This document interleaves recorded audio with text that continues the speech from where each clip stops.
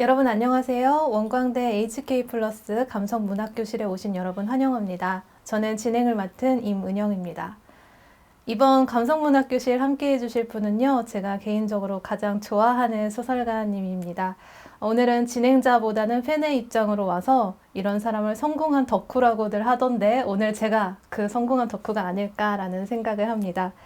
진솔한 언어로 자신과 세상을 응시하며 독자의 공감을 불러일으키는 소설가로 많은 사랑을 받고 계신 한지혜 작가님 모시고 이야기 나눠보도록 하겠습니다.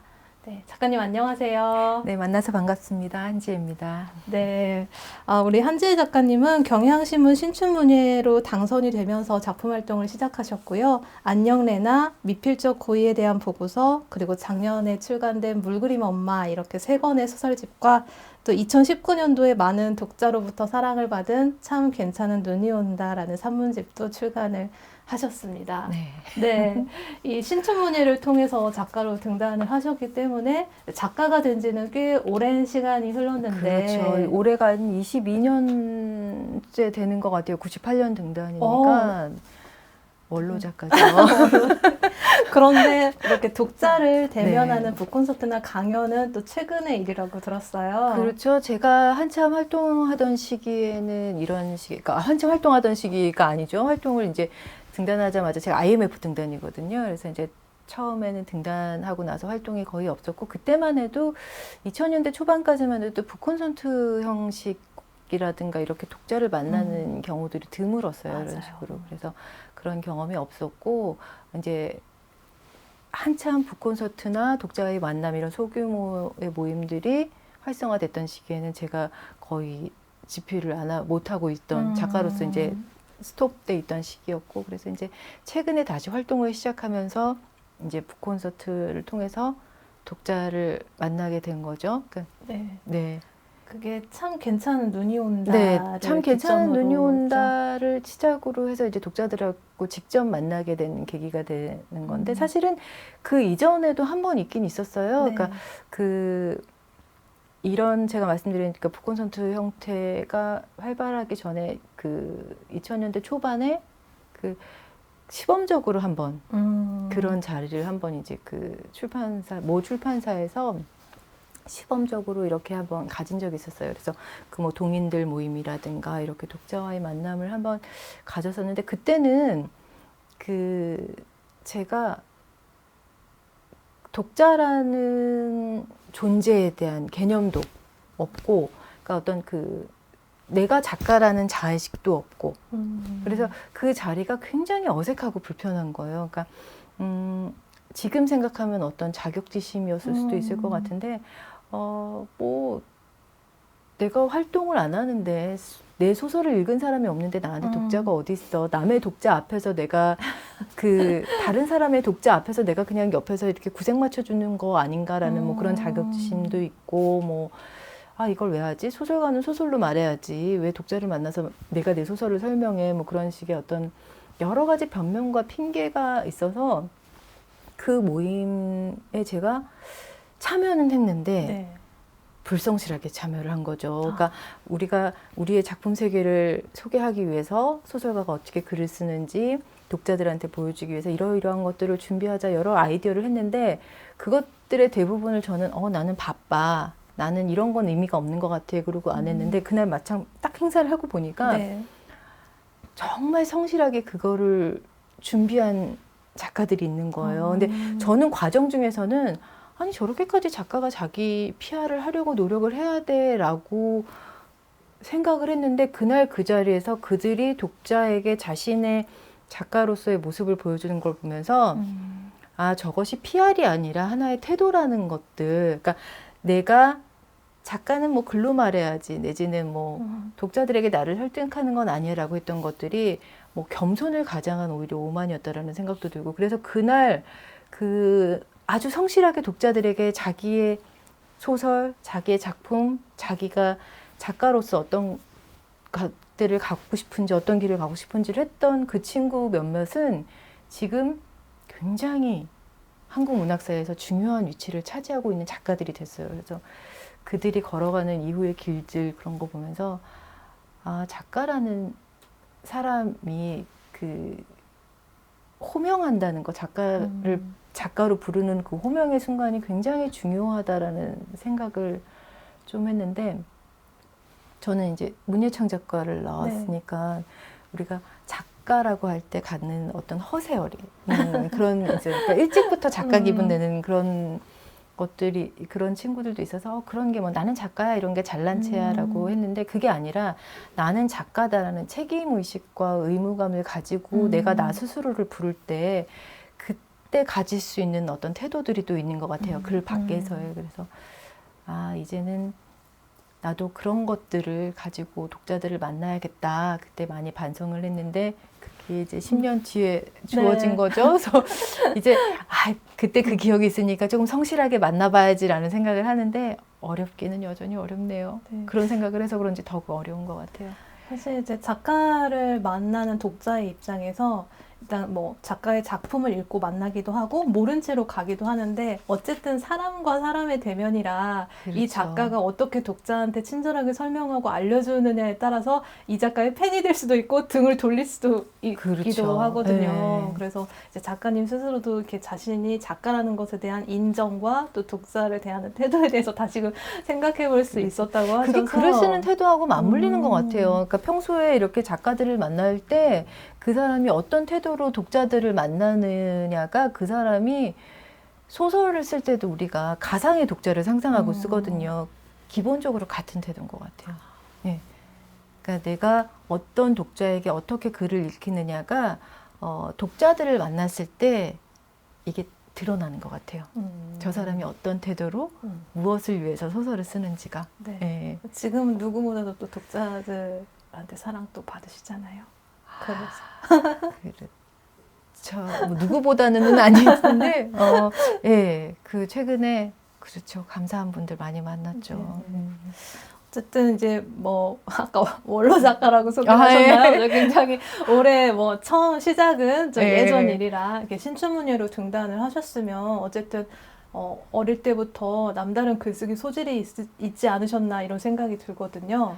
어떠셨어요? 근데 저는 그렇지 않았어요. 그 흔히들 그 작가들도 두 부류예요. 어려서부터 그냥 정말 문제가 뛰어나서 쭉 그렇게 온 친구들이 있고, 뭐 우연한 기회에 어떻게 그 문학을 만나서 작가가 되는 친구들도 있는데, 저는 작가가 되고 싶다라는 생각은 굉장히 어릴 때부터 했어요. 왜냐면 책을 좋아하니까, 책을 좋아하고 책을 많이 읽으니까 내가 이런 책을 나도 써보고 싶다. 어떤 이런 이야기들을 창조하고 싶다. 그리고 저한테는 어릴 때 텍스트가 제가 처해 있는 어떤 불편한, 불합리한, 마음에 안 드는 불만스러운 환경들을 벗어나고 도망갈 수 있는 어떤 일탈의 통로였기 때문에 그 세계를 내가 창조하는 사람이 되고 싶은 그런 마음이 커서 나는 늘 꿈이 작가야라고 했는데, 실제로 글을 쓰지는 못하는 거예요. 그러니까 글을 잘 쓰지 못해서 어느 정도였냐면, 제가 이제 선생님들이 어릴 때 너는 꿈이 뭐니 이런 거 네. 물어보잖아요. 그러면 저는 작가가 되고 싶어요. 그러면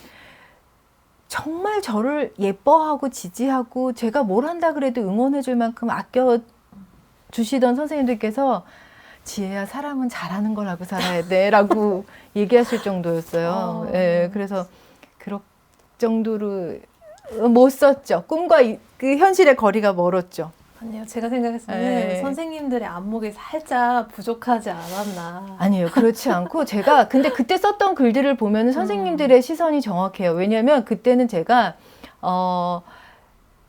갖고 있던 문학이라는 게 아까 일탈이라 그랬잖아요. 네네. 그러니까 정말 아름답고 뭔가 낭만적이고 그럴듯하고 뭔가 지적이고, 그러니까 현학적인 것들, 아름다운 것들, 그럴듯한 것들, 그것들이 이제 문학, 멋진 말을 쓰는 사람이 이제 문학이라고 생각을 했던 거예요. 그러니까 닿지 않으면 무조건 뭐 이렇게, 왜 우리 흔히 그러잖아요. 가을 이렇게 하면은 네. 이제 기본적으로 뭐 허수아비 좀 서 있어 줘야 되고 황금들판 물결치고, 그러니까 온갖 내가 읽어왔던 클리셰들을 번복한 네. 그런 문장 이상을 갖고 있지 못했던 거예요. 그게 나에 대한 문학의 전부였기 때문에. 그래서 그때 제가 썼던 글들, 그러니까 기억나는 게 하나가 있는데, 제가 이제 글짓기 대회를 나간 거예요. 네. 이제 외부 글짓기 대회를 나갔는데 주제가 동생인가 뭐 이렇게 주어졌던 것 같아요. 뭐 내 동생인지 옆집 동생인지 뭐 이렇게 주어졌는데 그때 내 머릿속에 떠오르는 건 저희가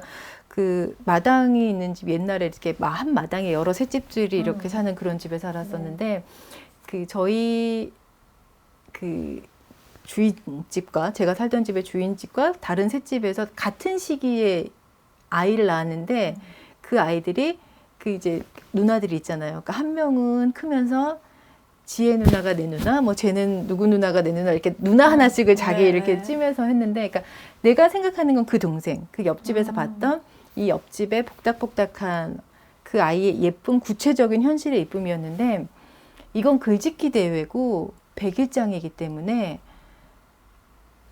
이런 생활적인 얘기를 쓰면 안 될 것 같은 거예요. 그래서 그 왜 우리 흔히 얘기는 아기는 예쁘다, 자는 아기는 천사 같다, 뭐 나는 뭐 아기가 사랑스럽다 류의 글들을 쭉쭉쭉쭉 썼어요. 네. 당연히 아무 상도 못 받았죠. 근데 그때 마음속에 이제 그런 게 남은 거예요. 그때 만약에 내가 정말 솔직하게 이웃집 동생에 대한 이야기를 썼다면 결과는 여전히 상을 못 받았을 수도 있지만 나는 내가 쓰고 싶었던 이야기를 썼다라는 어떤 그런 기쁨은 남지 않았을까 그런 생각을 했었죠. 그래서 쭉 근데 그때도 그런 자각만 하고 여전히 이제 문학을 한다, 창작을 한다 그러면 이제 아름다운 글을 써야 된다고 생각을 했다가 중학교 때 작문 시간에 한번 가을에 대해서 이제 나온 거예요. 그래서 아까 말씀드렸듯이 처음에 이제 황금들판 한번 써주고 허수아비도 써주고 빨간잎 파란잎 써주고 했는데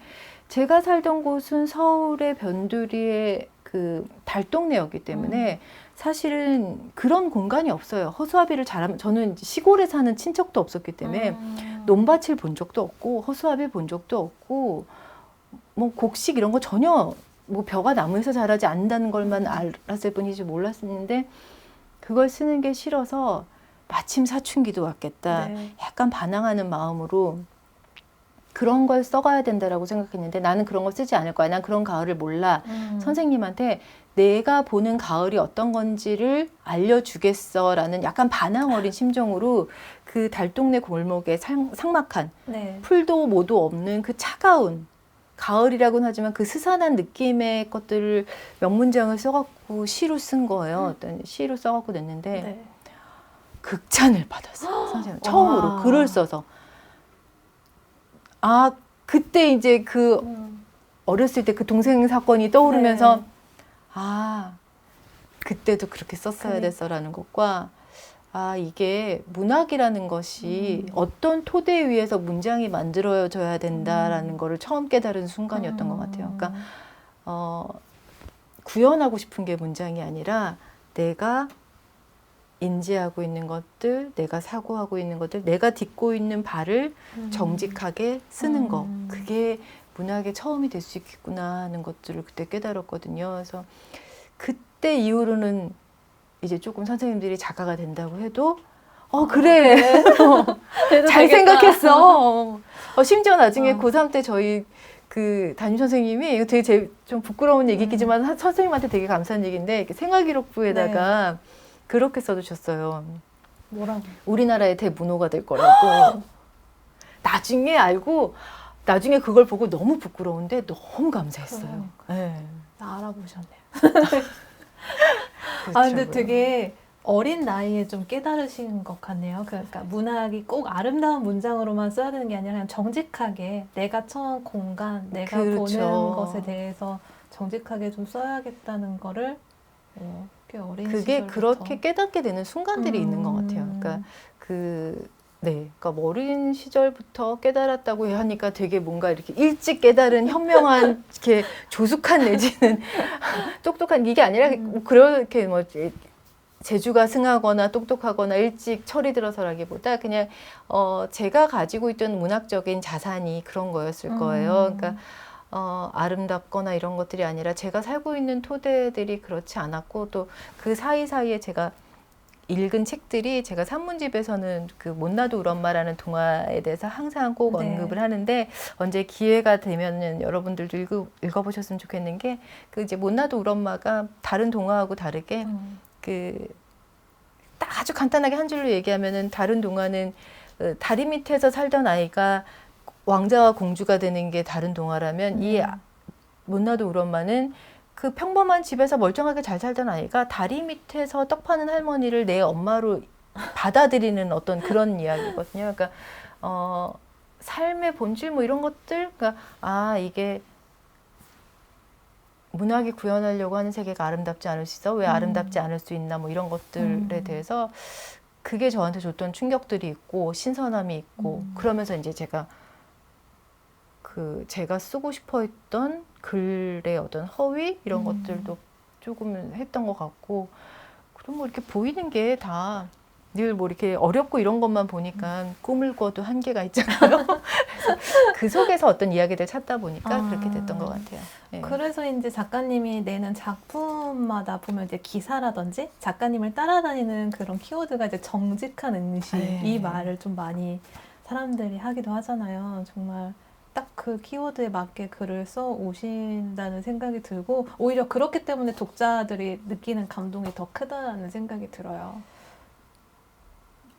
예, 그 정직하게 말할 때의 쾌감이라는 게 있어요. 그 쾌감이라고 하면 좀 약간 묘한데,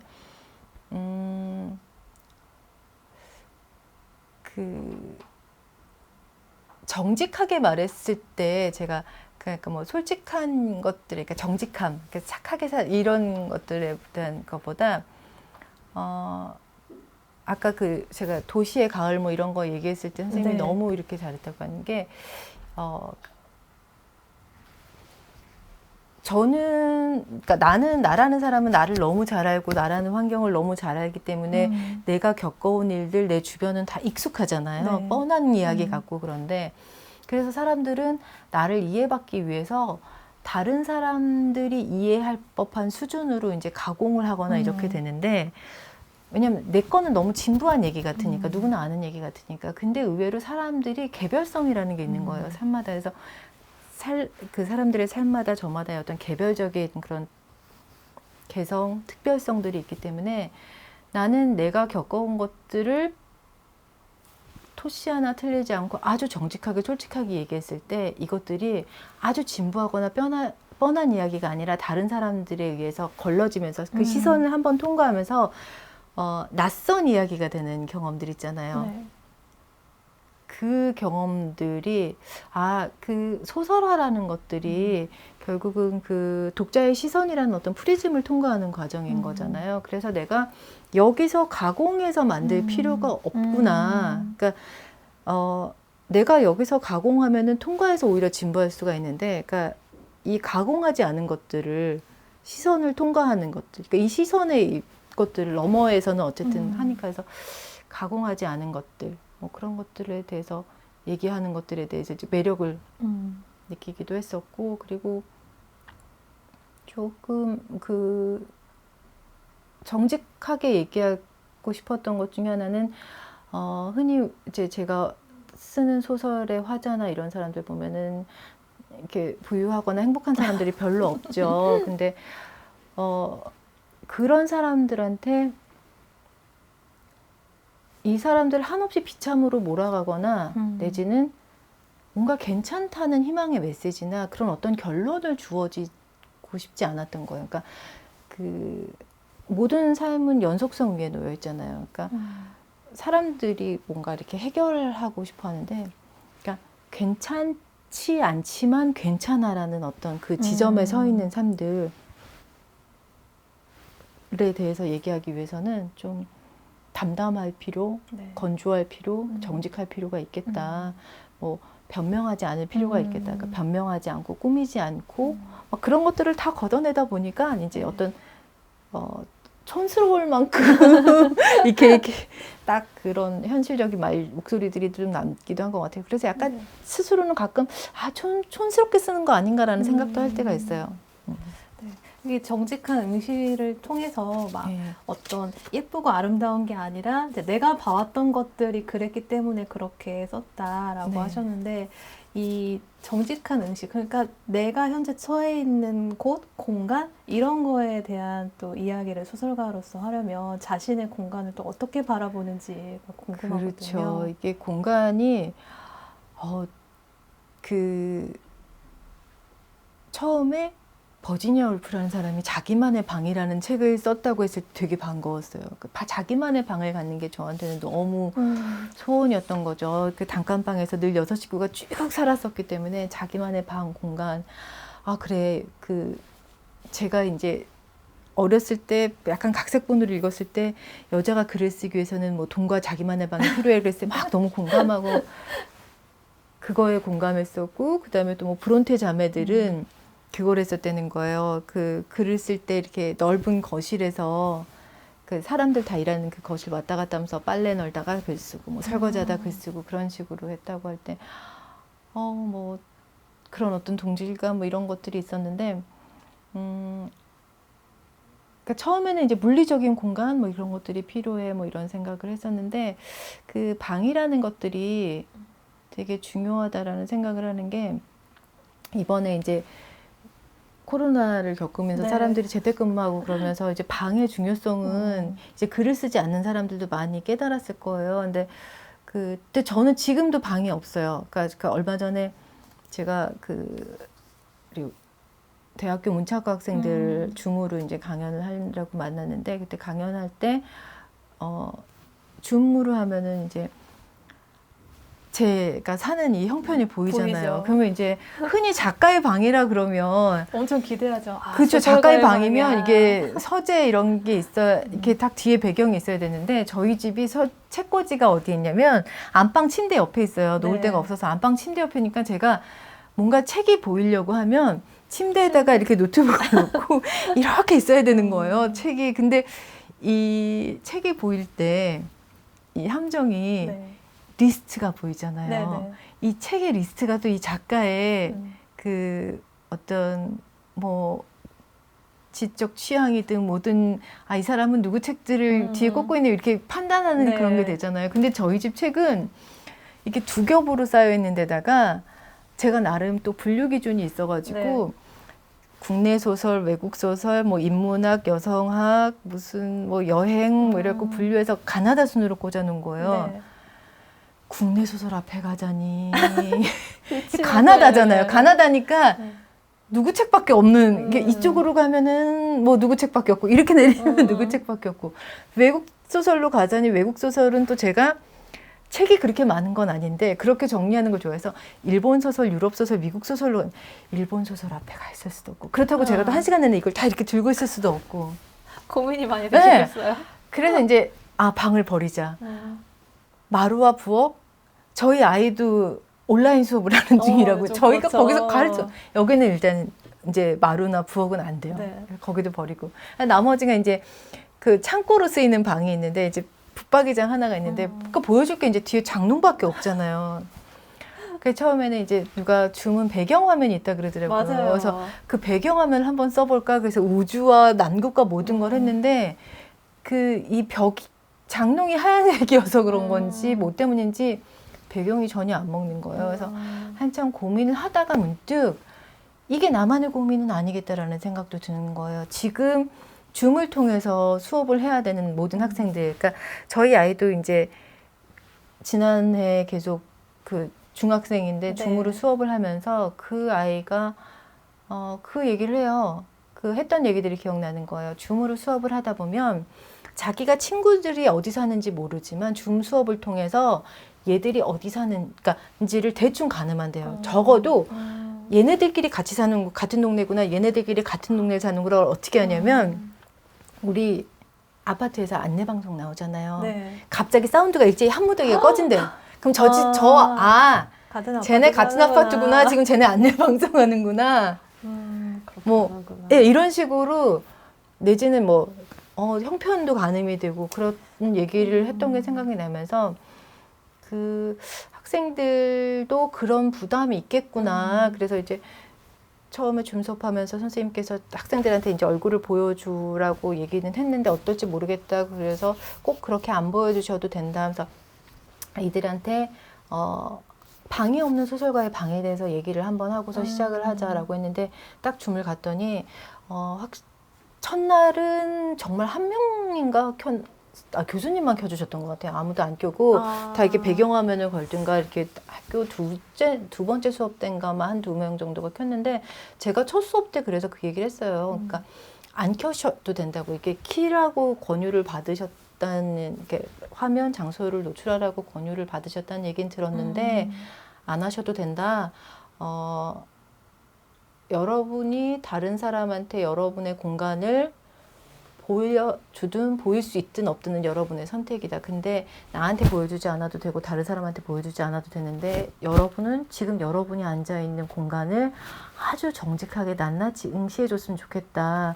거기가 여러분이 쓰려는 문학의 첫 출발일 것이다. 여러분은 거기서부터 시작할 수밖에 없다라는 얘기를 했었거든요. 근데 그 말을 첫 시간에 했기 때문에 두 번째 한 2명 정도가 얼굴을 보여줬는데 첫 시간에 들어왔던 학생인지 아닌지는 모르지만 그냥 왠지 반갑더라고요. 그 중에 한 명은 첫 시간에 그걸 들어왔던 듣고 학생인데, 또 예. 읽어주지 않았나. 네. 사실 저도 요즘에 이제 줌으로 회의나 진행을 많이 하는데 요즘에 모 가구 회사에서 이렇게 뭐 멋진 거실 배경이라든지 그쵸. 아니면 멋진 예. 서재 배경이라든지 이런 걸 해줘요. 그래서 항상 이제 그런 걸 틀어놓고 하거든요. 근데 그런 걸 틀어놓으면은 제가 그 화면을 통해서 제 방이 보이잖아요. 그쵸. 근데 방이 아니라 내 뒤에는 화려한 책장이 있는데 내 눈앞에는 제 방이 보이잖아요. 너무 이질적인 거예요. 그렇죠. 그러면서 기분이 되게 이상해요. 아, 내가 처한 공간과 이 가상의 배경은 너무나도 다른데 그럼에도 불구하고 이걸 내보이는 건 또 굉장히 용기가 필요하고 정말 큰 마음을 먹어야 되는 일이구나라는 생각이 들더라고요. 그렇죠. 그래서 그 친구들이 작가님의 그러한 얘기를 들었을 때 뭔가 마음이 편안해지면서도 또 깨닫는 바가 많았을 것 같아요. 그랬으면은 해요. 왜냐면은 그 방이라는 것들이 가져보지 못한 사람이 느끼는 그런 게 있거든요. 그래서 저 네. 처음에 그 첫 시간에 저는 그거 했어요. 그 기회가 장롱이잖아요. 네. 아예 그냥 편하게 자, 제가 한 바퀴 돌려드리겠습니다. 그래가지고 엄청 연기되잖아요. 노트북하고 그래서 한 바퀴 돌려드릴게요. 그래서 여기는 노트북 있고요. 여기 그 앉은뱅이 책상에 이렇게 맞춤법 교재 막 이렇게 쌓여 있고요. 이렇게 돌리면 피아노 아예 피아노 있고 한 바퀴 돌려서 보여드렸었거든요. 우리가 상상하는 소설가의 방이 아니어서 더 편안하게 다가갔을 것 같아요. 그 친구들한테. 그렇죠. 근데 사실 그 얘기도 말씀드렸던 게 대개의 소설가들은 여러분들이 상상하는 방을 갖고 있지 않아요. 네, 그 방을 그렇게 잘 꾸민 작업실 이런 걸 갖고 있지 않은 작가들이 많고 제가 아는 작가들 소위 지금 뭐 문학적으로 많이 성취를 하고 좋게 조명을 받는 작가들조차도 뭐 이런 조그마한 골방 같은데 하나 이렇게 창고방 하나 열어갖고 쓰는 작가들도 되게 많고요. 저희 그 작가들끼리도 이렇게 스터디 모임 같은 거 하거든요. 그 스터디 모임 같은 거 할 때 한번 저희가 줌으로 했었거든요. 그 10명인가가 이렇게 줌을 키고 정말 작가들끼리, 소설가들끼리 만났는데 책장은 2명밖에 없었어요. 자개농 나오고 뒤에. 네.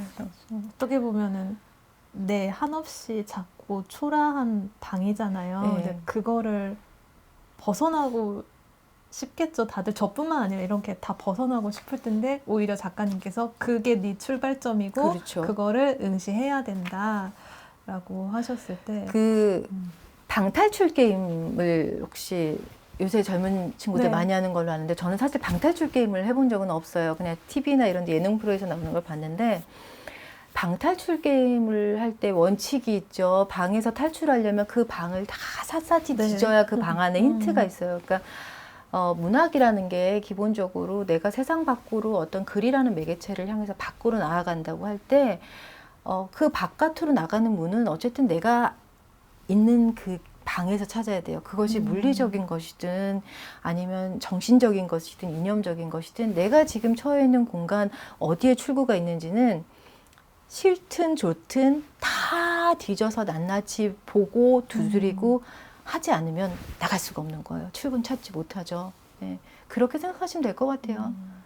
어쨌든 다 싫어도 여기가 더러워 보여도 만져보고 쓸어보고 문이 있을지 모르니까 문을 찾으려고 한다면 그렇게 해야 되는 거라서 그리고 그 막상 만체스터의 감촉들 그것들이 주는 그게 있어요. 그러니까 그렇게 해야만 나갈 수 있는 것도 사실이지만 내가 여기서 하염없이 울부짖다가 누가 아우 시끄러워 열쇠를 던져줘서 그 문을 열고 나가는 게 아니라 내가 손이 이렇게 까지고 다치고 뭔가 이렇게 낯설고 스멀거리는 느낌들을 다 만지고 그 과정들을 거쳐서 마침내 찾아냈을 때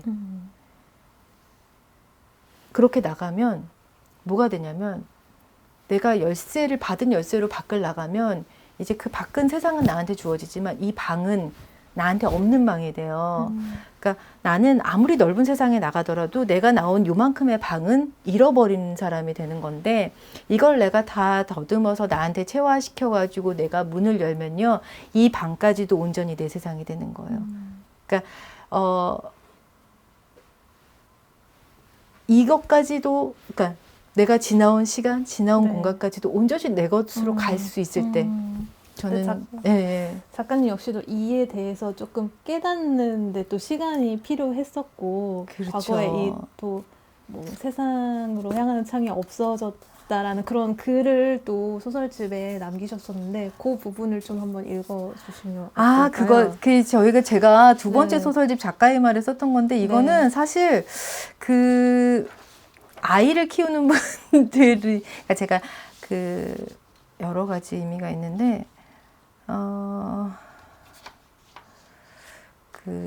이때의 상황을 잠깐 먼저 읽어보고 말씀을 네네. 드릴까요? 이게 지금 작가의 말, 두 번째 작가의 말에 써 있던 거였어요. 천천히 하나 읽어드릴게요. 결혼이라는 것이 겪어보니 그런 과정이었다. 내 서사 속에 다른 사람의 서사가 끼어들어 경계가 불분명한 다른 서사를 형성하는 것. 나는 여전히 나였지만 그러나 더 이상 내가 아니었다. 그전까지는 생계형 소설가로 세상을 종횡무진하며 보고 듣고 기억하고 적었는데 아이로 인해 자의반 타의반 직장을 그만두게 되면서 사회적 반경이 집밖 100m 이내로 좁아지자 세상을 바라보는 혹은 파악하는 시선을 갖기 어려웠다. 골방 안에서 세상을 바라보는 이가 작가라는 명제에 동의해 왔는데 졸지에 세상으로 나 있던 창문이 사라졌다. 무엇을 어떻게 보아야 하는지, 무엇을 어떻게 말해야 하는지 알 수 없었다. 어떤 진술이든 자전이든 아니든 옮기고 나면 모두 거짓이 되었다. 하여 나는 일단 내 골방을 볼 수밖에 없었다. 당혹함과 막막함 때문에 오래 힘들었다. 더 이상 소설을 쓸 수 없는 건 아닐까 싶어 무섭기도 했다. 그 두려움 속에서 그 어느 때보다 천천히 소설을 썼다. 마음을 가라앉히고 들여다보니 골방 또한 이전에 보지 못하던 또 하나의 세계였다. 바깥 안쪽 더 넓고 광활한 세계가 존재할 수도 있다는 사실을 새삼 깨달았다. 그 사실을 깨닫자 슬그머니 세상 밖을 향한 창이 다시 열렸다. 네. 이 세상으로 나 있던 창문이 사라지는 경험을 했을 때 그냥 일반 사람보다 작가로서 더 막막했을 것 같거든요. 그렇죠. 그런데 예. 참 오히려 내가 현재 처해 있는 이 방 안이라는 공간을 자세히 관찰하고 응시하다 보니까 세계로 열리는 또 창이 생겼다라고 하셨는데요. 그러니까 이게 조금 비슷하면서도 다른 경험인데 가끔 이렇게 작가들 중에 그런 분들 있어요. 그러니까 제가 아는 선배 중에 뭐 부동산을 소재로 글을 쓴 소설을 쓴 선배도 있고, 뭐 그다음에 이제 뭐 소설판 스카이캐슬이니 뭐 이래갖고 이제 뭐 그런 식의 이렇게 육아니 뭐 이런 것들을 갖고 하는 분들도 있는데. 그게 한편으로는 자기가 뭐 경험한 것들, 자기가 본 것들에서 소설이 나오니까 그런 얘기를 하겠진 하지만, 이제 저는 같이 여성 작가 입장에서 그 생각이 드는 거야. 그러니까 소설을 쓰고 싶은데 어떤 다른 이야기들이 없잖아요. 다른 이야기들, 뭐 세상 밖에 다른 이야기 취재는 없고 나한테 주어진 생활이 있는데, 그러니까 이 생활을 취재하기 시작하는 분들이 있어요. 그러니까 학부모로서의 삶, 뭐 집을 구하러 다니는 삶, 뭐 그런 것들을 그러니까 어떻게든 뭐든지 다 소설로 잡겠다고 그렇게 잡아보면서, 그래서 그런 소설들이 뭐 비판, 뭐 사회 세태 소설이니 뭐니 뭐 어떻게 트렌드하게 읽힐 때가 있는데, 저는 저 소설로 다가가기까지 그 사람이 그 사람이 저 소재가 너무 좋아서 너무 막 매력적이어서 택한 사람들도 있겠지만, 소설가라는 것들을 자의식을 놓지 않기 위해서 자기가 잡을 수 있는 가장 가까운 것들에 몰두해서 잡은 사람들도 있거든요. 그러니까 거기까지 다가가기가 저는 이렇게 느껴질 때가 있어요. 그래서 한편으로는 멋지기도 하고 막 좀 마음 아프기도 하고. 좀 뭉클하신 마음이 예. 드실 것 같아요. 작가님 역시도 이렇게 어떤 소재에 다가가기까지의 그 과정들이 어떠셨을지 궁금해요. 뭐 이번 물그림 엄마를 예로 들자면요. 근데 소설가라는 게 되게 잔인한 직업인 게 뭐냐면 이게 내가 좀 정상은 아닌 것 같아 라는 생각이 들 때가 있는 게 이게 소설가들이 다 하는 게 어떤 비통한 순간들 참혹한 순간들도 있고 너무 좋은 순간들도 있는데 뭐 너무 좋은 순간이야 뭐 그렇 괜찮은데 너무 비참하고 참혹한 순간에 그 상황을 소설 문장으로 생각을 하는 경우들이 있어요. 이걸 좀 소설로 써봐야겠다. 내지는 이거 괜찮은데 이거 이런 거. 그래서 가끔 진짜 우리가 이게 병자야라는 생각이 들 때가 뭐냐면 다른 사람의 불행 앞에서 질투할 때가 있어요. 그러니까 그 사람이 어떤 사람이 막 뭔가 참혹하고 비탄을 겪으면 어떻게 힘내 화이팅 하면서 와, 저 사람은 저걸 지나서 얼마나 멋진 소설을 그러니까, 뽀낼까. 소재가 있구나. 네. 저게 소설로 나온다면 어마어마할 텐데 뭐 이런 식의 정말 잔인한 생각이죠. 근데 그거를 자기 스스로한테도 해요. 자기가 되게 비참에 빠져 있을 때도 그럴 때가 있죠. 그래서 어떤 철저한 직업의식인가요? 어떤 면에서는 좀 안 좋은 표현으로 관종력일 수도 있고. 네. 그렇게 해서 이제 어쨌든 뭐 오랜만에 이제 2019년도에는 산문집을 내셨고 2020년도에 정말 오랜만에 물그림 엄마라는 세 번째 소설집이 나왔는데 이게 몇 년 만에 그럼 다시 두 번째 소설하고 세 번째 소설 사이에 11년 정도, 10년 정도인 것 같아요. 네, 10년 정도. 소설가로서 좀 목마르기도 하셨을 것 같아요. 네, 그렇죠. 되게 조금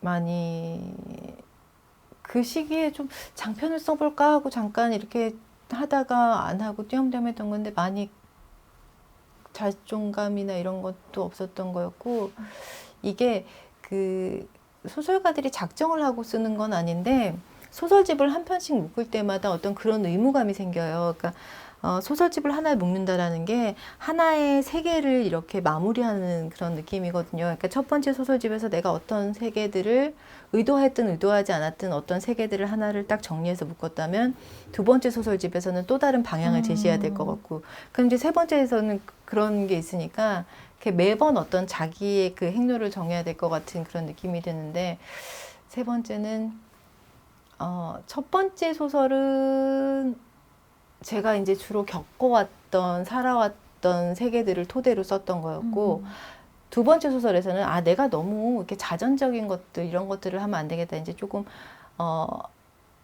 작가로서 어떤 창조적인 내가 지어낼 수 있는 어떤 이야기 스토리를 생산할 수 있는 그런 것들을 조금 해야겠다라고 두 번째를 했는데 첫 번째도 마음에 들지 않고 두 번째도 마음에 들지 않은 거예요. 그러면은 내가 살아온 이야기도 실패한 것 같고 내가 살아오지 않은 이야기도 실패한 것 같을 때 내가 무슨 이야기를 또 써야 되는 걸까라는 것들이 있었어요. 그러니까 그 방향을 잡지 못한 채로 이렇게 시간이 10년을 뜨문뜨문 그때그때 그냥 내 마음속에 떠오르는 얘기들 맺힌 것들을 그때그때 이제 써나가듯이 써본 거죠. 그래서 그렇게 해서 이제 드디어 이제 물그림 엄마가 나왔는데 이 작가의 말 마지막 문장이 참 인상 깊어요. 엄마를 마음 편히 사랑하지 못했던 엄마가 내내 아픔이었던 이들에게 라는 말이 나오는데 그 엄마를 마음 편히 사랑하지 못하는 게 어떻게 보면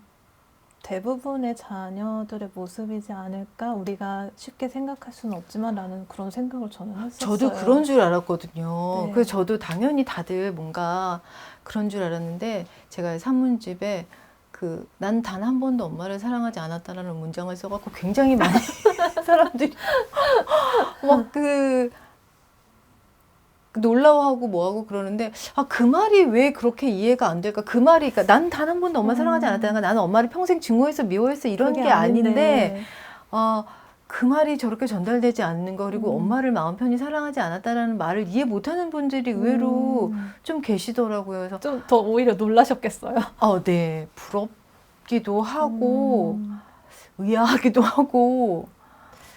네, 저는 이 책이 참 좋았던 게 우리가 보편적으로 떠올리는 그 엄마의 이미지가 있잖아요. 네. 그런 이미지, 엄마의 이미지보다는 한 개인으로서의 모습, 한 여성으로서의 모습이 더 부각되는 엄마의 모습들이어서 그렇죠. 더 현실적이고 더 좋다라는 생각을 했어요. 이게 그 기사에도 보면 이제 엄마로부터 출발을 했다 이런 기사들이 많은데 사실 이제 무영의 가다라는 작품까지 포함을 해서 보자면 총 7편의 단편을 관통하는 키워드는 죽음이거든요. 네. 이 죽음에 관한 소설들만 모아가지고 내신 어떤 계기가 있을까요? 그 죽음에 대한 소설은 사실 제가 죽음에 대한 어떤 이미지들을 조금 강렬하게 가지고 있는 게 있을 것 같아요. 이번 작품집뿐만 아니라 앞서 2편의 작품집도 그 죽음이라는 것들이 되게 그 자주 등장하거나 늘 항상 있는데, 그러니까 저한테는 죽음이 그 제가 예전에 다른 인터뷰에서 그 말씀을 드린 적이 있는데, 우리가 뭐 연애 소설을 쓸 때 뭐 당연히 뭐 사랑하는 과정, 이별하는 과정을 쓰듯이 죽음이라는 것이 특수하고 극적인 상황이 아니라 모든 삶에 나란히 놓여 있는 거잖아요. 그러니까 아주 일상적인 순간이고 분명히 존재하는 순간이고, 그러니까 특별히 극적인 순간이 아니기 때문에 저는 삶에 대해서 얘기할 때 죽음을 동시에 얘기하는 것들이 되게 자연스러웠던 것 같아요. 그러니까 제가 살면서 보았던 어떤 일상 속에, 그러니까 쭉 기억들 속에 편편히 어떤 순간순간마다 죽음들이 끼어 있는 거예요. 그러니까 그 죽음이 극적이지 않은 거죠. 그러니까 제 첫 번째 소설집에서는 그 이제 그런 장면이 나오거든요. 그 아까 말씀드렸던 그 이제 마당 이런 그 집에서 제가 그 옆에 노부부가,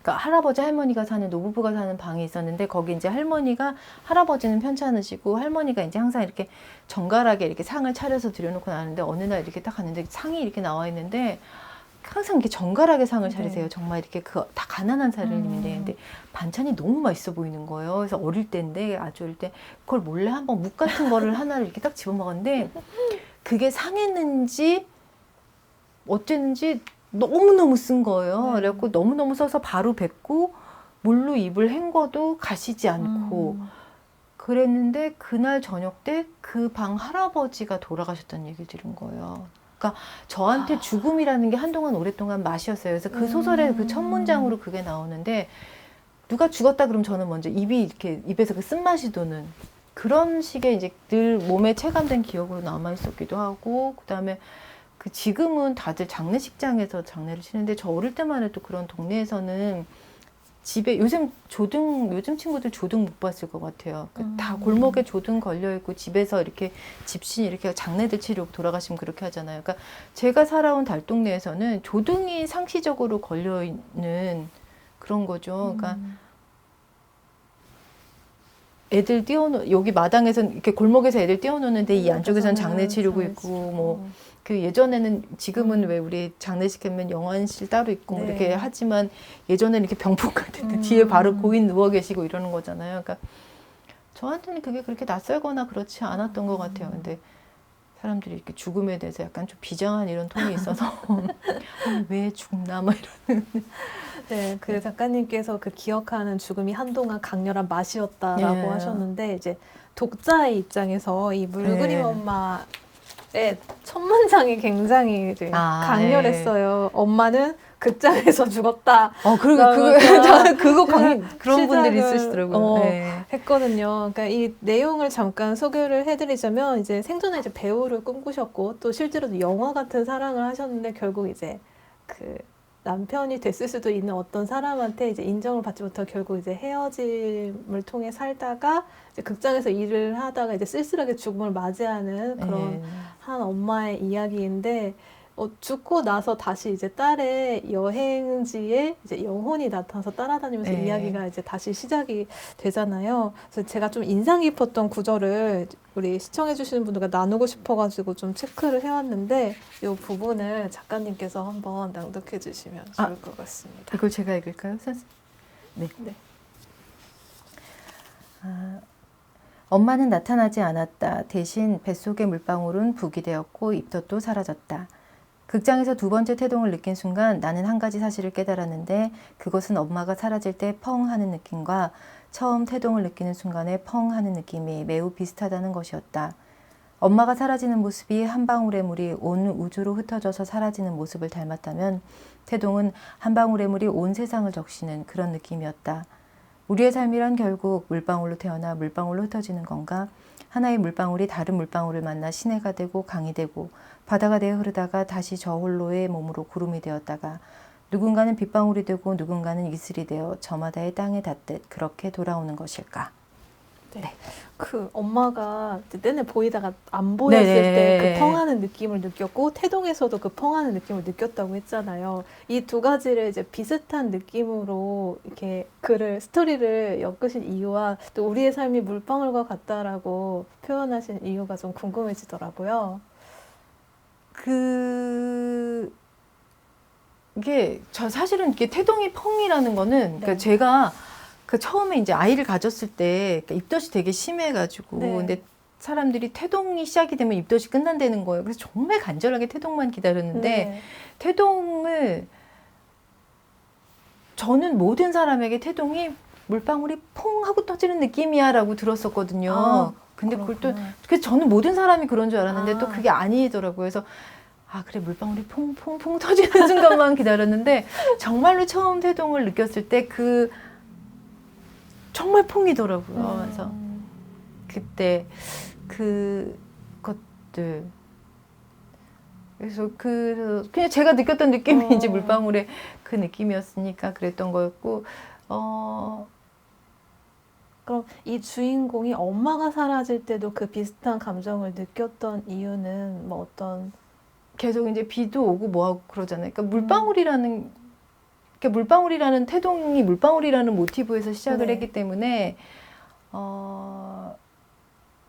그 물방울들이 자라고 확대되고 그러니까 한 사람의 생이라고 생각을 했을 때 그렇죠. 그러니까 이게 첫 신호라고 물방울이 첫 신호라면 네. 한 사람의 생은 그 물이 점점 확대되어서 흘러가는 게 아닐까 이제 그런 생각을 좀 해본 거죠. 그래서 근데 그 물그림 엄마에서 네. 그 제가 다른 인터뷰에서도 얘기했는데 모든 분들이 그렇게 얘기를 하세요. 이게 엄마가 죽어서도 딸을 떠나지 못하고 이렇게 따라다니는 이야기라고 소설을 정리를 해주시는데 제가 그때 그 질문을 드린 적이 있거든요. 왜 딸이 엄마를 놓아주지 못하고 있다고는 생각을 아무도 안 하실까요?라고. 아, 그렇네요. 그렇죠. 네, 딸이 엄마를 발견한 거고 딸이 엄마를 본 거고 딸이 비로소 엄마를 놓아보낸 거잖아요. 그 태동을 그렇죠.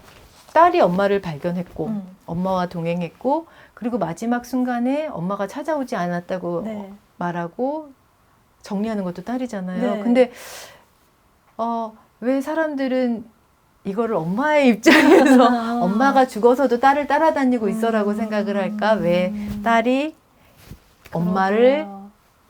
놓지 못하고. 그러니까 왜냐면 그 전에 앞에 이야기는 그 엄마가 극장에서 죽었다. 그러면서 그 엄마가 죽기 이전까지는 이 딸이 엄마에 대해서 전혀 이해하지 못하고 있다가 그 엄마와 함께 여행을 가면서 이제 비로소 엄마하고 자기의 삶을 합일시키고 이해하는 거잖아요. 그 과정과 그 시간이기도 한데 대부분 다들 그러네요. 엄마가 따라다녔더라고 이렇게 하시더라고요. 그래서 딱 엄마가 사라지는 순간이 딸에게는 비로소 진짜 엄마와 이별을 할 수 있는 그런 그렇죠. 시기였군요. 네. 오, 같은 소설을 보고도 굉장히 시각이 다르네요. 네. 그러니까 비로소 저는 엄마하고 헤어지는 과정에 대한 사실 소설이었던 건데, 예, 사람들은 이제 엄마가 딸을 보내는 과정의 소설로. 네. 네, 참 이 물그림 엄마가 또 닮아 있는 또 엄마를 보내는 그 과정이 나오는 그렇죠. 소설이 제일 이제 처음에 나오는 환생이라는 작품이잖아요. 이 환생에서는 이제 엄마가 죽을 고비를 몇 번을 넘기면서 이제 그 자녀들의 감정이 되게 솔직하게 표현이 되어 있다고 저는 생각을 해서 제가 인상 깊었던 부분을 좀 읽어드릴게요. 네. 엄마는 매 순간 죽을 뻔했고 그러나 다시 살아났다. 꾀병이나 엄살도 아니었다. 그저 모든 순간이 기적이었다. 그러나 반복되어 익숙해지는 기적은 기적일 수 없었다. 엄마가 3번쯤 살아나자 고비를 넘기셨습니다 하는 의사들의 목소리에 차츰 권태가 꼈다. 이건 기적입니다라고 더 이상 누구도 말하지 않았다. 처음 한두 번은 놀라웠을 그 거듭된 회복이랄지 회생이랄지 부활이랄지 하는 상황은 자식들의 삶에도 균열을 가져왔다. 돌아가실 것 같다는 연락을 받을 때마다 생업을 두고 달려와야 했던 우리는 자신이 속한 집단 혹은 주변 이웃들에게 저마다 양치기 소년이 되어가고 있었다. 무엇보다 괴로운 건 그런 시간들이 반복되면서 우리도 우리의 진심이 무엇인지를 알 수 없게 되었다는 것이다. 이렇게까지 간절히 엄마가 생을 놓지 않고 붙들어줘서 고맙고 다행스러운 마음인지 아니면 우리가 차마 내색하지 못하는 어떤 간절한 기대를 배반하고 눈치도 없이 자꾸 되살아나는 엄마가 피곤하고 귀찮은 마음인지 우리도 헷갈리기 시작했다. 아, 참, 이 부분이 너무나 인상 깊었어요. 어떻게 보면, 이 시대를 살아가는 자녀들이 한 번쯤은 겪을 법한 일인데, 이 속으로 가져왔을 어떻게 보면 평범한 감정일 수도 있다고 생각을 하거든요. 근데 다만 그걸 표현하기 어렵고 표현하지 않았을 뿐. 네. 근데 그거를 금기처럼 너무나 정직하게 표현을 해주셔가지고 이제 한편으로는 충격적이기도 했지만 한편으로는 그럴 수도 있겠다라는 생각이 좀 들더라고요. 작가님도 어떻게 보시고 이 장면을 또 쓰셨나요? 사실 이거는 저한테는 굉장히 마음 아픈 소설인 게, 이게 실제로 저희 엄마가 떠나시고 나서 쓴 소설인 거예요. 그래서 원래는 사실은 제가 연작을 쓰던 중이어서 이제 연작 시리즈를 3개 정도를 쓰고 한 2편을 쓰고 3번째 연작을 써야 되는 차례였는데, 그 사이에 이제 엄마가 돌아가셨고, 그 과정에서 제가 느꼈던 어떤 감정들이 있기 때문에 그것들을 정리하지 않고는 다음 소설을 쓸 수 없을 것 같아서 그것들을 정리하는, 그 시간들을 좀 정리하는 마음으로 썼던 거거든요. 그래서 그동안에 제가 뭐 그 엄마하고 헤어지는 과정에서 저희가 이제 실제로 느꼈던 그런 거기도 하고, 제가 아까 말씀드렸듯이 아까 제가 방 이야기할 때 벽에 거칠든 더럽든 뭐 하든 이걸 솔직하게 다 느껴야 찰구를 하는 것처럼 제가 이별한다고, 엄마랑 이별한다, 헤어진다고 해서 그것들을 뭐 아름답게 애틋하게 그려서 하는 게 아니라 내가 가지고 있던 어떤 뭐 아름답지 못한 것들, 비열함들, 비겁함들, 그리고 우리의 갈등들을 정직하게 바라보는 게 우리가 맞는 것 같다라는 생각을 했었고, 그리고 또 정직하게 기록해주고 싶은 마음이 있어요. 그러니까 제가 저희 엄마의 좀 워낙에 독특한 일대기를 사신 분이어가지고 엄마 이야기를 한번 소설로 정리해보고 싶다라고 할 때 엄마를 위인으로 만들겠다 무슨 뭐 이런 게 아니라, 그러니까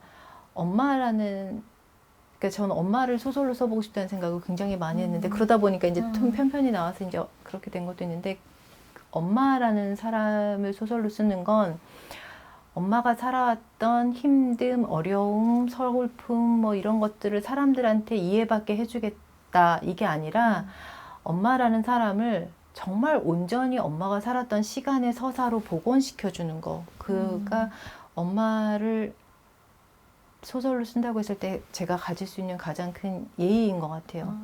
정말. 그러니까 엄마를 누구의 무엇도 아닌 온전한 그 개체로 만들어주는 게, 그러기 위해서는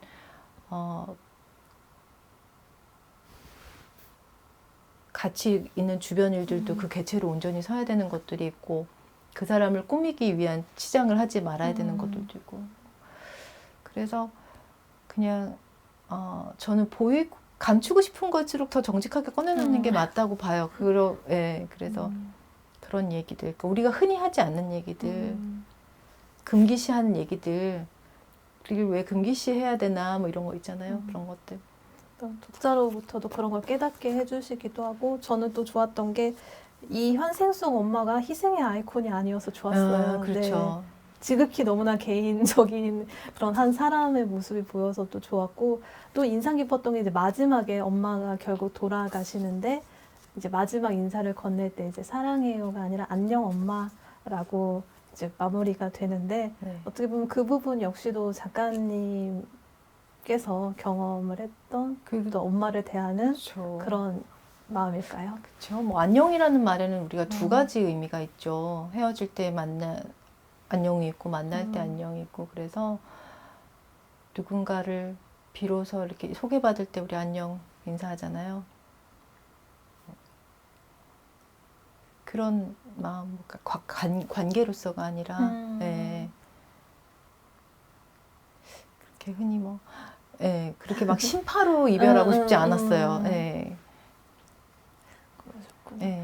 이 소설이라는 게 이제 허구의 이야기임에도 분명 맞긴 하지만, 어떻게 보면 이제 작가가 경험했던, 작가가 자기 자신에 대해서 쓴다는 것의 의미도 또 특별하잖아요. 네. 그래서 이제 소설가를 꿈꾸는 사람들에게, 글을 쓰는 사람들에게 내가 나를 쓴다는 것에 대해서 혹시 어떤 해주고 싶은 이야기가 있으시다면? 제가 내가 나를 쓴다는 것들에 대해서 항상 늘 이렇게도 정리해보고 저렇게도 정리하는데, 늘 쓸 때마다, 정리할 때마다 생각들이 조금씩 바뀌기는 해요. 근데 제가 정리를 해봤던 것들이 있는데, 사실은 이게 보면서 근데 이것도 나중에 얘기하다 보면은 아닌 것 같아 뭐 이런 때가 있는데, 내가 나를 쓴다는 거는 내가 나를 이해한다라는 것들이 되는데, 그 내가 나를 이해한다라는 것들을 자칫 변명의 기제로 삼는 경우들이 있어요. 그러니까 변명하지 않고, 제가 아까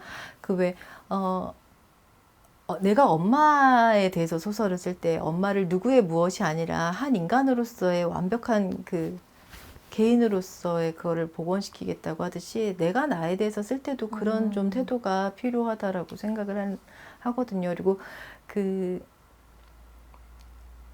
글을 쓰는 사람들은 기본적으로 여러 개의 자아가 있을 수밖에 없어요. 그래서 그 자아들을 다 균형감 있게 들여다봐 줄 필요가 있는데, 사실 저희 이렇게 가끔 이렇게 예술인 복지재단에서 상담 프로그램을 무료로 선착순으로 진행하는데, 그게 굉장히 빨리 돼요. 그러니까 왜냐면 요즘은 이제 상담 프로그램 그러니까 뭐 상담을 하거나 이렇게 우울증 내리는 분들 이렇게 많이 활성화되는데 비용이 비싸잖아요. 그러니까 작가들이나 예술하는 사람들이 그게 안 되니까 무료로 12회 정도 지원을 해주는 프로그램이 있어서 인기라서 빨리 하거든요. 근데 그거 하는 분들이 늘 그걸 하는 이유 중에 하나가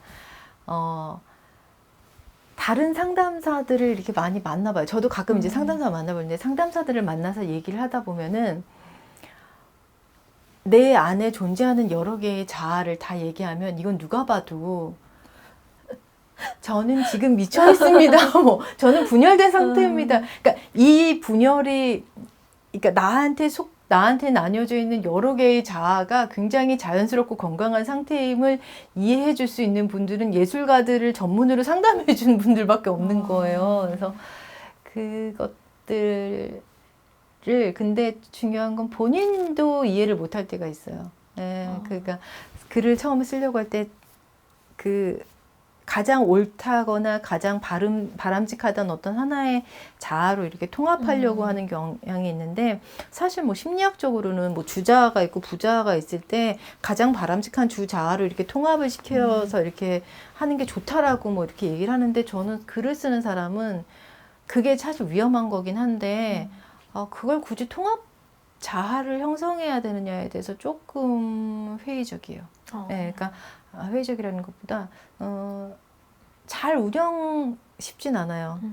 그러니까 여러 개의 자아를 인정을 할 수 있어야 되고 내 안에 있는 여러 개의 자아를 인정할 수 있어야 되고 그리고 그 자아들을 균형감 있게 잘 운영을 할 수 있어야 되고 그러려면 좀 변명하지 말아야 되는 것도 있고 이해해야 되는 것도 있고 그러니까 그것들을 다 이해해야 인간의 다면성을 이해할 수 있는 거고 사실 모든 사람이 다 저는 멀티자라고 생각을 해요. 그러니까 나에 있는 여러 면을 이해해야 다른 사람의 여러 면을 이해할 수 있는 거고 그래야 이제 캐릭터들이 창조될 수도 있는 거고 내가 나만 들여다봐도 열 몇 개의 캐릭터가 사실은 나오려면 나올 수는 있는 거거든요. 그래서 그렇게 조금 자기 방을 들여다보시 나라는 사람도 하나의 방이거든요.